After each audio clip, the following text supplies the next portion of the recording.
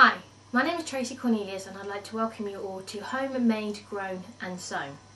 In this particular series we're going to be discovering sewing.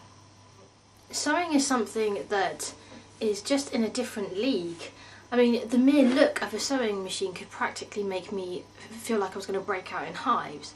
They just look really complicated, they look extremely cumbersome, and they also have a look as if to say they have their own language which is there for the select few. But with the kind of leaner financial times, and also with many of us trying to reduce our carbon footprint by reusing items, and also with the higher demand for personal style, I thought that maybe it was about time to find out whether my fear was actually justified. So to begin our sewing journey, the first thing we're going to need is a sewing machine. Now when it comes to buying a sewing machine, your personal preference really is going to be prevalent over which machine you get, and that also depends on what you're going to use the machine for. I've gone for the Elna 2800.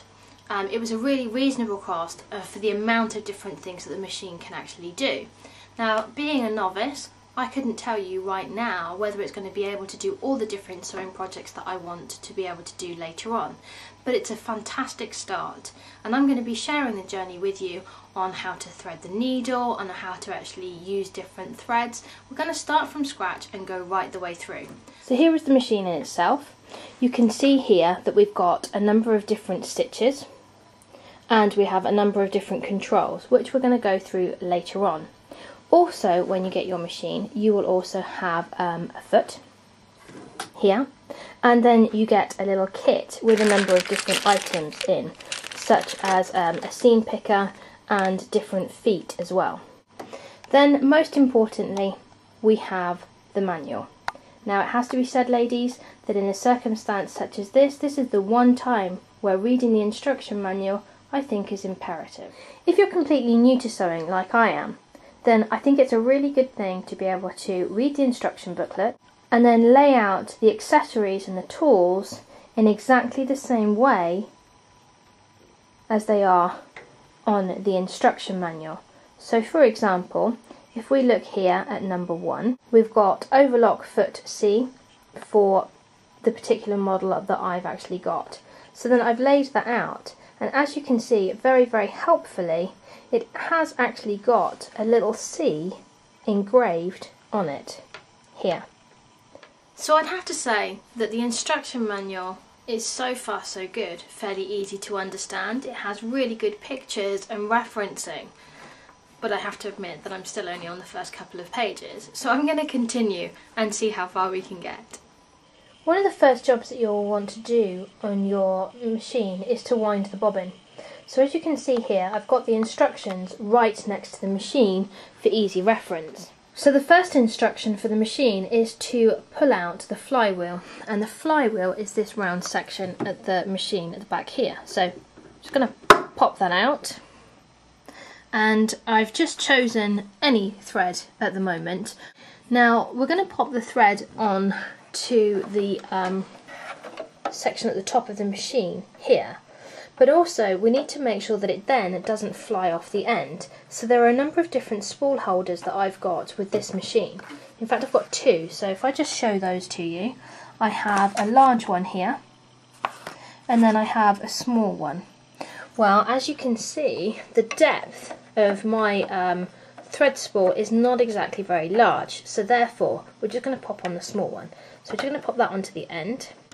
Taking the end of your thread, you're then going to need to wrap it around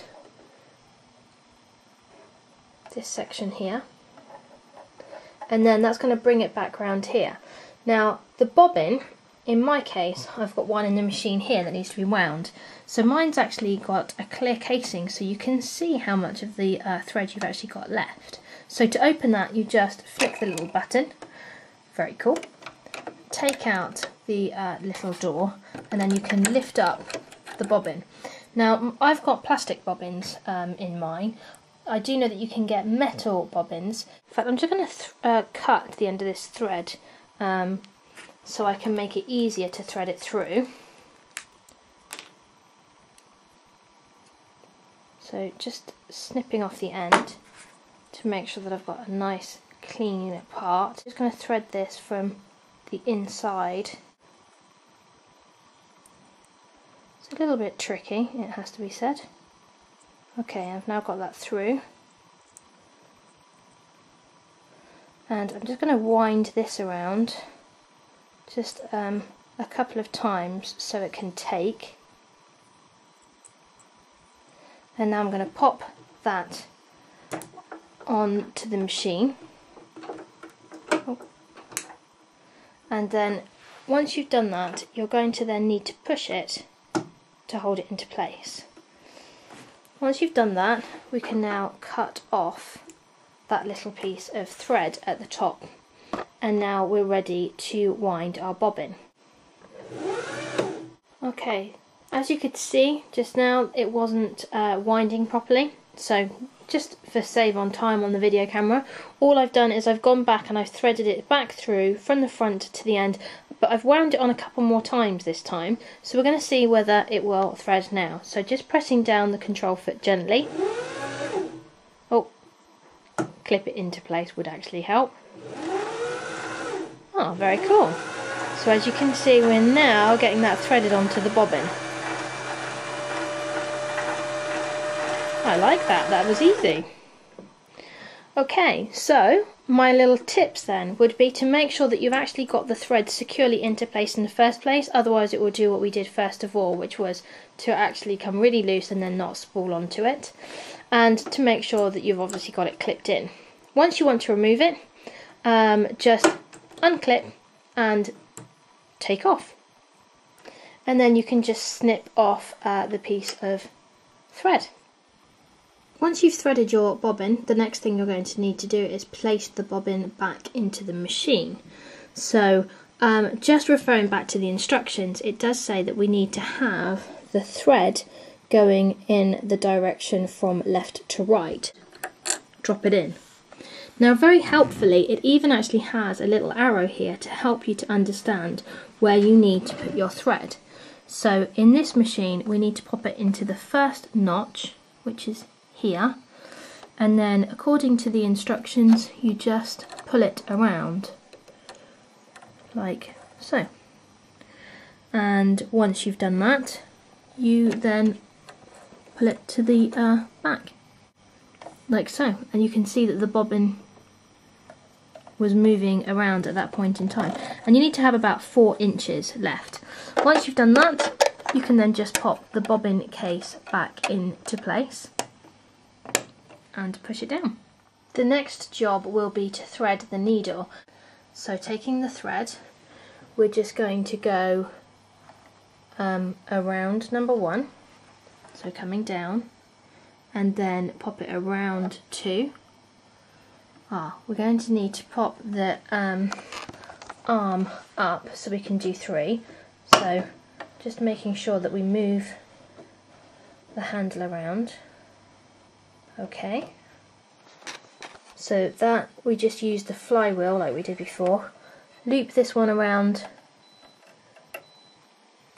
3 like so, sorry, terrible camera action there, going down to number 4 here, and then into 5, which is this little section there, and then we need to thread the actual needle.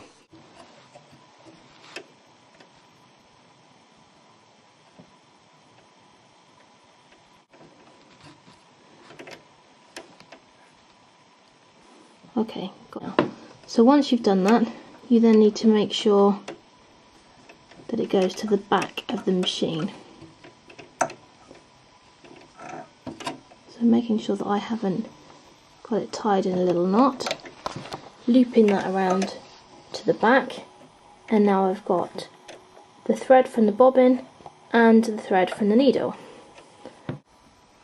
So far so good. We've actually managed to open our machine, we've wound up the bobbin, and we've also threaded the needle without really too much difficulty. I look forward to sharing with you next time when we're actually going to start stitching. Speak to you next time. Bye!